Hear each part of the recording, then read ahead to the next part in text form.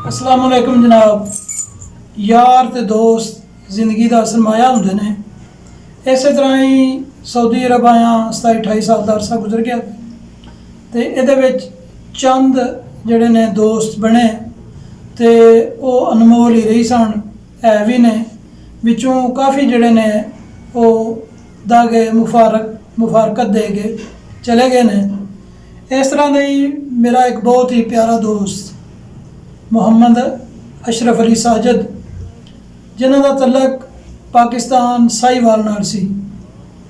वो जनाब किसी भी तारफ के मुताज नहीं, एक बहुत अच्छी शख्सियत के मालक सन। सिर्फ मैं ही नहीं, हर बंदा जोड़ा भी बंदा उन्होंने मिलया हुए उन्हें जनाब उन्होंने तारीफ ही की है। काफ़ी अरसा साड़ी दोस्ती रही 25-26 साल, लेकिन ज़ाहिर है ये दुनिया फानी है, जड़ा आया है उन्हें जाना भी है।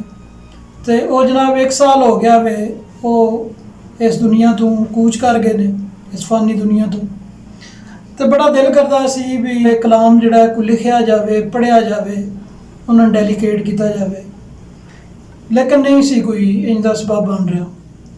तो अज अचानक एक जड़ा वे किसी ग्रुप में किसी दी एक नज़म आई है तो मैं समझना ये मैं उन्होंने वास्ते पढ़ना जड़ा मेरा फर्ज बनता है।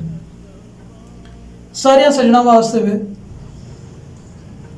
शायर ने लिखा वे एक सज्जन हुंदा सी,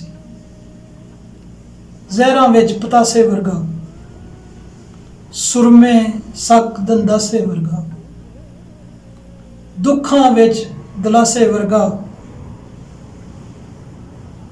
सजरे चन्न दे आसे वर्गा एक सज्जन हुंदा सी। अल्लड़ शोख हवावां वर्गा,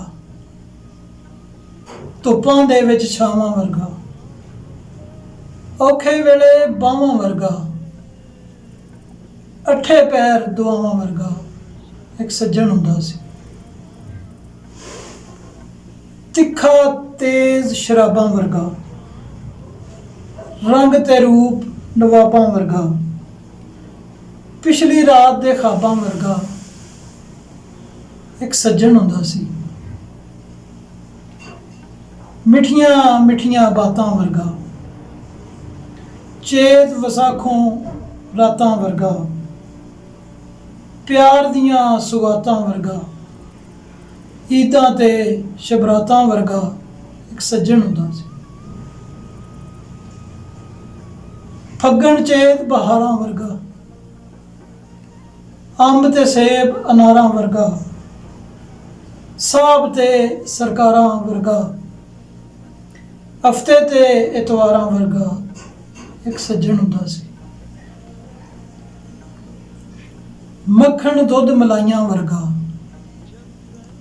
टांगर गचक खताइयां वर्गा, बर्फी खंड मठियाइयां वर्गा, संधू नेक कमाइयां वर्गा एक सज्जन हुंदा सी, एक सज्जन हुंदा सी।